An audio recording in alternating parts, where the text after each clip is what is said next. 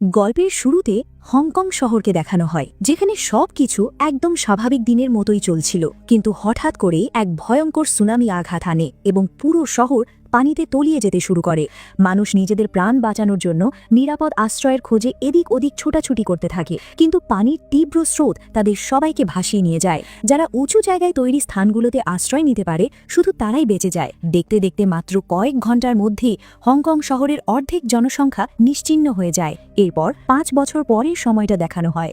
আশা নামের একটি মেয়ে এখনও স্বপ্নে সেই ভয়াবহ দুর্ঘটনার দৃশ্য দেখে আতঙ্কিত হয়ে ওঠে। সকাল হলে সে আবার সাহস সঞ্চয় করে জীবনযাপন করার চেষ্টা করে। সে ধ্বংসস্তূপের মাঝখানে একটি উঁচু ভবনে থাকে এবং চারপাশে ছড়িয়ে থাকা ধ্বংসাবশেষের মধ্যে নিজের প্রয়োজনীয় জিনিসপত্র লুকিয়ে রাখে, যাতে কেউ জানতে না পারে যে সে এখানে লুকিয়ে আছে। সে ওই অ্যাপার্টমেন্টের ভিতরে লুকানোর জন্য অনেক জায়গা তৈরি করে নিয়েছিল, যেমন সোফার ভেতরে গর্ত করে সেখানে লুকিয়ে থাকত। সে প্রতিদিন সকালে ঘুম থেকে উঠে ছাদে যেত এবং নিজের পান করার জন্য পরিষ্কার পানি ভরে লুকিয়ে রাখত।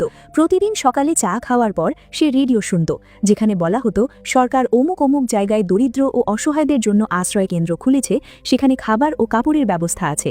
তখন সে সঙ্গে সঙ্গে চ্যানেল বদলে গান শুনতে শুরু করে। আশেপাশে কেউ যেন রেডিওর শব্দ শুনতে না পায়, সেজন্য সে হেডফোন ব্যবহার করত। এরপর দেখা যায় আশা একটি বাক্স খুললে বাক্সের ভেতরে ভরা আবর্জনার মাঝখানে সে একটি অ্যালকোহলের বোতল দেখতে পায়। আশা বোতলটি নিয়ে আবার ছাদের দিকে যেতে শুরু করে।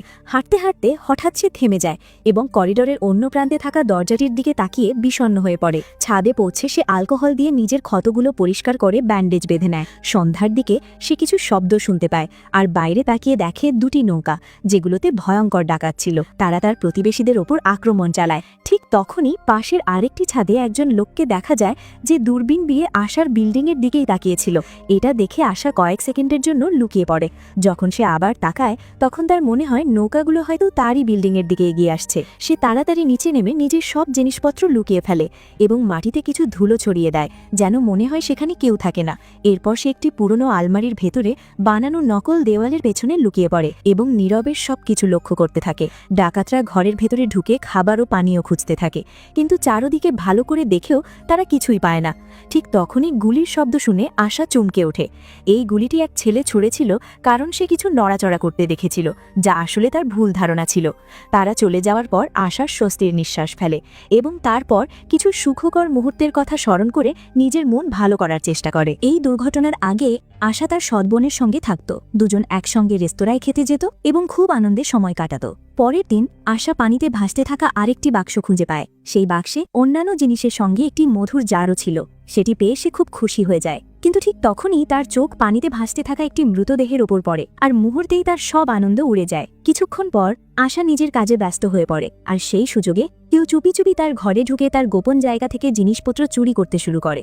আশা কিছু শব্দ শুনতে পায়, কিন্তু কিছুই দেখতে না পাওয়ায় সে বিষয়টি উপেক্ষা করে ঘুমানোর প্রস্তুতি নেয়। ঠিক তখনই আবার সে শব্দ শুনতে পায়। শব্দটি শুনে সে ফ্ল্যাশলাইট নিয়ে দেখতে যায়, কিন্তু এবারেও কাউকে দেখতে পায় না। তখন সে তার মুখ ধোয়া শুরু করে এবং তারপর ইচ্ছে করেই সাবান সেখানে রেখে দেয়, যাতে চোরকে ধরতে পারে। ঠিক তখনই সে সেই বাচ্চাটিকে দেখে ফেলে, যে তার জিনিসপত্র চুরি করছিল।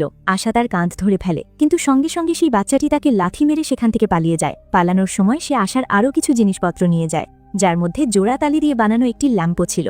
যেই না সে নিচের করিডোরে পৌঁছে দরজা খুলতে যায়, তখনই সে আশার শব্দ শুনতে পায়। সঙ্গে সঙ্গে সে দ্রুত দরজা খুলে পালিয়ে যায়। সেই রাতে আশা স্বপ্নে দেখে যে সে তার বোনকে তার জন্মদিনে দেওয়ার জন্য জামাকাপড় কিনছে। তার বোন খুশি হয়ে তাকে তার বেস্ট ফ্রেন্ড বলছে এবং তার সঙ্গে থাকার জন্য নিজের বাবা মায়ের বাড়ি ছেড়ে তার কাছে চলে এসেছে। এমন সময় তার ঘুম ভেঙে যায় এবং সে দেখতে পায় তার খাবার ডিব্বাটা গায়েব। সে মাটিতে পড়ে থাকা খালি র্যাপারগুলো অনুসরণ করে সেই জায়গায় পৌঁছে যায় যেখানে সেই বাচ্চাটির ল্যাম্পের কাছে ঘুমিয়েছিল।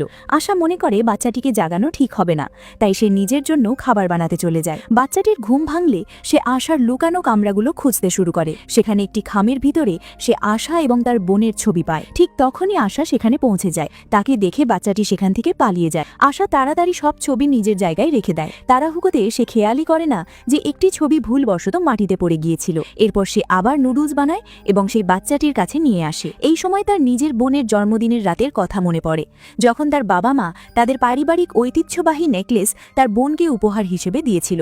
এই বিষয়ে আশা খুব রেগে গিয়েছিল, কারণ প্রথম কন্যা হওয়ায় এই নেকলেসটি তারই পাওয়া উচিত ছিল। এই বিষয়টি নিয়ে তাদের মধ্যে তর্কাতর্কি তর্কাতর্কি শুরু হয় এবং আশার রাগ করে বাড়ি ছেড়ে বেরিয়ে যায়। এখন সিন আবার বর্তমানে ফিরে আসে। সেখানে আশাকে সেই হাড় পড়া অবস্থায় দেখানো হয়, আর সেই মেয়েটি নুডলস খেতে অস্বীকার করে।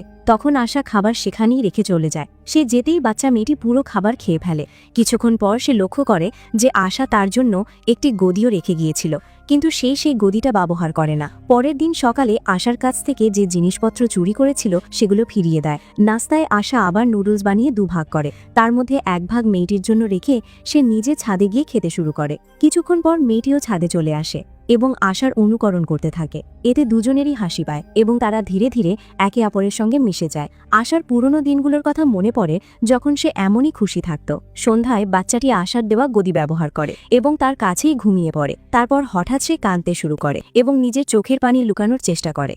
তখন আশা তাকে বলে, যদি কান্নায় মন হালকা হয় তাহলে কাঁদা উচিত। এরপর মেয়েটি তাকে জানায় যে সে তার পরিবারকে মিস করে, তাই সে একটি ছোট বোট বানাচ্ছে যাতে দ্রুত তার মাকে খুঁজে পেতে পারে।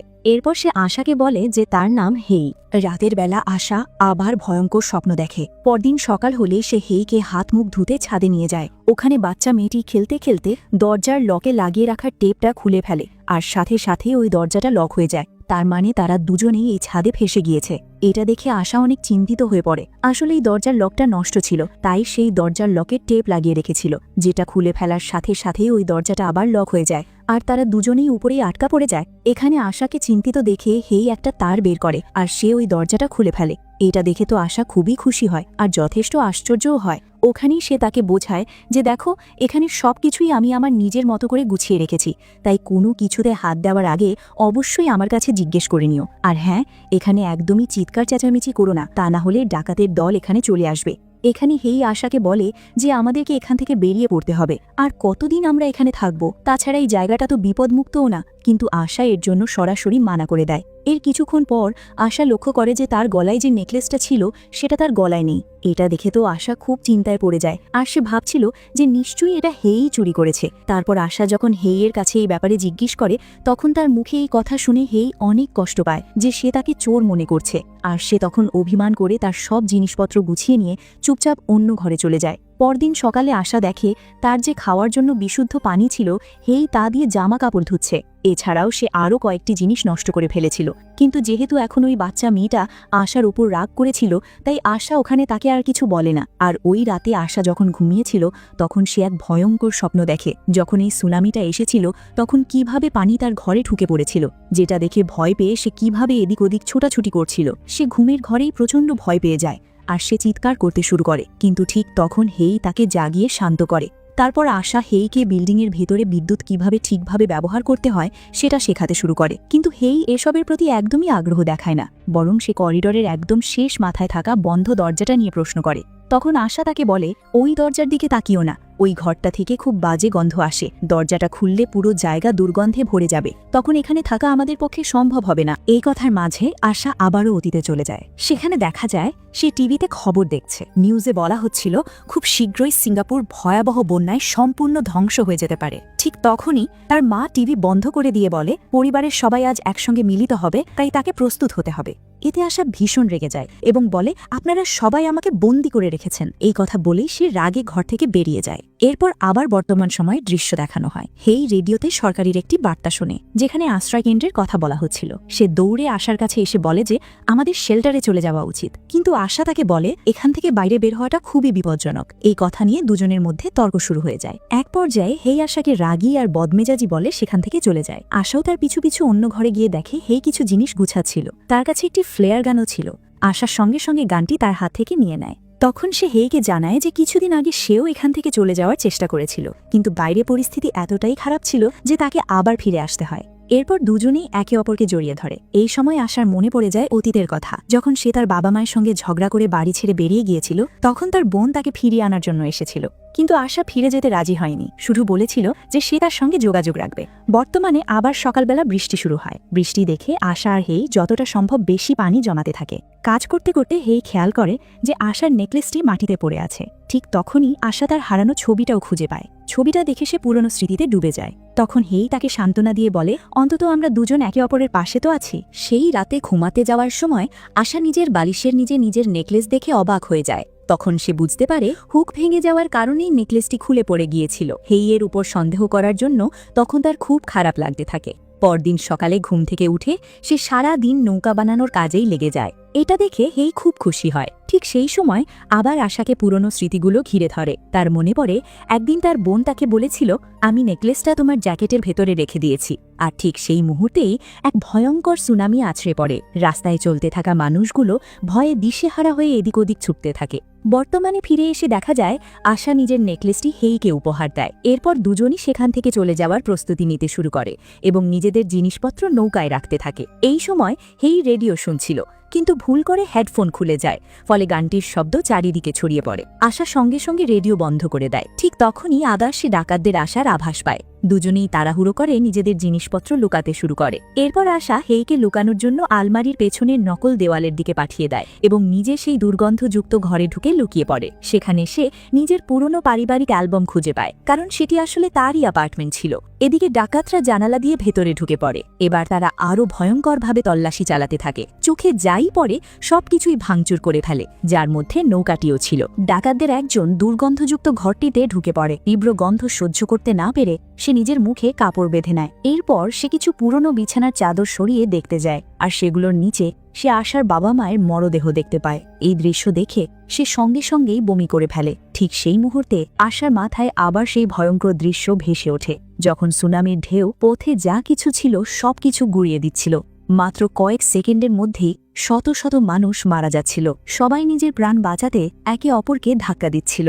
আশাও তখন তার বোনকে সঙ্গে নিয়ে একটি বিল্ডিংয়ের সিঁড়ি বেয়ে ওপরে উঠতে শুরু করে, কিন্তু খুব দ্রুত আরও অনেক মানুষ সেখানে এসে ভিড় জমায়। বর্তমানে ফিরে এসে দেখা যায় ডাকাতরা সব খাবার ও পানীয় নিয়ে নেয় এবং আশার ছবিটির দিকে তাকিয়ে থাকে। হঠাৎ এক ডাকাতের নজর আলমারির দিকে পড়ে এবং তার সন্দেহ হয়। সেটা দেখে বাকি ডাকাতরাও আলমারিটি সরাতে সাহায্য করে। এভাবেই হেই সেখানে ধরা পড়ে যায়। অন্যদিকে দুর্গন্ধযুক্ত ঘরে লুকিয়ে থাকা আশা এসব শব্দ শুনে আবার অতীতে চলে যায়। সে দেখতে পায় সিঁড়ি দিয়ে উঠতে উঠতে তার বোন হোঁচট খেয়ে পড়ে যায় এবং ভিড়ের মধ্যে পিষ্ট হয়ে যায়। আশা তখন এতটাই আতঙ্কিত ছিল যে দৌড়াতে দৌড়াতে সে খেয়ালই করতে পারেনি তার বোন আর সেখানে নেই। বর্তমানে ভয়ে কাঁপতে থাকা হেই ডাকাতদের বলে দেয় যে আশা কোথায় লুকিয়ে আছে। এরপর ডাকাতরা আশাকে খুঁজে বের করে এবং তাকে অজ্ঞান করে দেয়। এরপর আশা জ্ঞান ফিরে পেতেই দেখে সে দড়ি দিয়ে বাঁধা। তখন এক ডাকাত তার সুযোগ নেওয়ার চেষ্টা করে, কিন্তু ঠিক সেই মুহূর্তে তার বস তাকে ডেকে নেয়। কিছুক্ষণ পর ডাকাতরা সব জিনিসপত্রের সঙ্গে হেইকেও নৌকায় তুলে নেয়।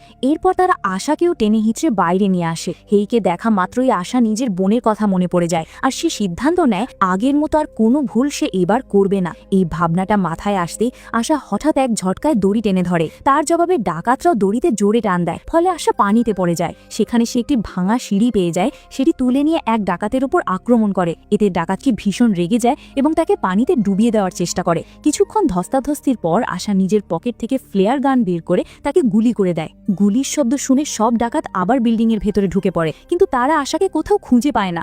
তখন তারা আলাদা আলাদা হয়ে তাকে খুঁজতে থাকে। এমন সময় এক ডাকাত আশার কান্নার শব্দ শুনে সেই দিকে এগিয়ে যায়, কিন্তু এটা ছিল আশার ফাঁদ। সে দড়ি দিয়ে তাকে ফাঁসিয়ে ফেলে দেয় এবং এরপর একটি গিটার দিয়ে আঘাত করে তাকে মেরে ফেলে। এরপর আশা একটি ছুরি তুলে নিয়ে অন্য একটি ঘরে গিয়ে ইচ্ছে করে রেডিও চালু করে দেয়। রেডিওর শব্দ শুনে আরেক ডাকাত সেখানে আসে। তাকে দেখা মাত্রই আশা পেছন থেকে ঝাঁপিয়ে পড়ে এবং তার পিঠে ছুরি ঢুকিয়ে দেয়, কিন্তু সে ঘুরে দাঁড়িয়ে লড়াই শুরু করে এবং আশাকে গদির ওপর ফেলে শ্বাসরোধ করার চেষ্টা করে। কোনোভাবে আশা তার পিঠ থেকে ছুরিটি বের করে নিয়ে বারবার আঘাত করতে থাকে, যতক্ষণ না সে মারা যায়। এই সময় শব্দ শুনে একটি নারী ডাকাত সেখানে এসে দেখে একটি ক্যানের ভেতরে আগুন জ্বলতে দেখে। হঠাৎ করে আশা তার গায়ে তেল ছিটিয়ে তাকে একটি ঘরের ভেতরে ঠেলে দেয়। এরপর আগুন লাগিয়ে দরজাটি বাইরে থেকে লক করে দেয়, যাতে আগুন ঘরের ভেতরেই জ্বলতে থাকে। তার চিৎকার ডাকাতদের মেতার কানে পৌঁছে যায়, আর সে সেই দিকেই এগোতে থাকে। সে সিঁড়ি বেয়ে উঠতে শুরু করতেই আশা ছুরি হাতে নিয়ে তার উপর ঝাঁপিয়ে পড়ে। দুজনের মধ্যে ভয়ঙ্কর লড়াই শুরু হয়। নেতা বারবার আশাকে আঘাত করে এবং তার গলা চেপে ধরার চেষ্টা করে। আশা নিজেকে বাঁচাতে অনেক চেষ্টা করে এবং কোনোভাবে হাত বাড়িয়ে একটি টিউব লাইট ধরে ফেলে, আর লাইটটি ভেঙে যাওয়ায় পুরো ঘর অন্ধকার হয়ে যায়, আর সেই অন্ধকারেই আশা টিউবলাইটটি দিয়ে আঘাত করে তাকে মেরে ফেলে। এরপর আশা ফ্ল্যাশ লাইট জ্বালাতেই দেখে সামনে আরেকজন ডাকাত দাঁড়িয়ে আছে, যে সঙ্গে সঙ্গে এলোপাথারি গুলি চালাতে শুরু করে। এটা দেখে আশা দ্রুত ছাদের দিকে দৌড়ায়। ডাকাতটিও তার পিছু নেয়। ডাকাতটি ভেতরে ঢুকতেই আশা দ্রুত বাইরে বেরিয়ে যায়, দরজাটি লক করে দেয়, ফলে সে ছাদে আটকে যায়। তখন ওই ডাকাত খুবই করুণ স্বরে দরজা খুলে দেওয়ার অনুরোধ করতে থাকে। এতে এক মুহূর্তের জন্য আশার দয়া হয় এবং সে দরজা খুলতে যাচ্ছিল, ঠিক তখনই ডাকাত গুলি চালাতে শুরু করে। তখন আশা তাকে তার অবস্থায় রেখে সেখান থেকে চলে যায়। এখন বাকি ছিল শুধু একজন ডাকাত, যে নৌকায় বসে হেইয়ের ওপর নজর রাখছিল। আশা জানালার কাছে গিয়ে তার লাগানো ডিভাইস দিয়ে তাকে আক্রমণ করার চেষ্টা করে, কিন্তু লক্ষ্যভ্রষ্ট হয়। পানিতে নড়াচড়ার শব্দ শুনে ডাকাতটি দেখতে এগোয়। এই সুযোগে হেই তাকে ধাক্কা দিয়ে পানিতে ফেলে দেয়, তবে সেও হেইকে পানিতে ফেলে দেয়। এটা দেখে আশাও হেইকে বাঁচাতে পানিতে ঝাঁপ দেয়। এর মধ্যেই সেই ডাকাত পানির ওপরে ভেসে ওঠে, কিন্তু হঠাৎই এক সামুদ্রিক প্রাণী তাকে টেনে নিয়ে যায়। কিছুক্ষণ পর আশা আর হেই দুজনকেই পানিতে ভাসতে দেখা যায়। তারা সাঁতরে নিরাপদে নৌকায় উঠে পড়ে এবং শেল্টারের দিকে রওনা দেয়। এখন তাদের মনে একটাই স্বস্তি, ডাকাতরা নৌকায় যে খাবার আর পানীয় রেখে গিয়েছিল সেটুকুই তাদের গন্তব্যে পৌঁছানোর জন্য যথেষ্ট। সেই রাতে আশা জীবনে প্রথমবার শান্তিতে ঘুমাতে পারে, আর এভাবেই এই দুর্দান্ত সিনেমাটির সমাপ্তি ঘটে। তো গল্পটি আপনাদের কেমন লাগলো কমেন্টে অবশ্যই জানাবেন, আর ভিডিওতে একটি লাইক দিতে ভুলবেন না।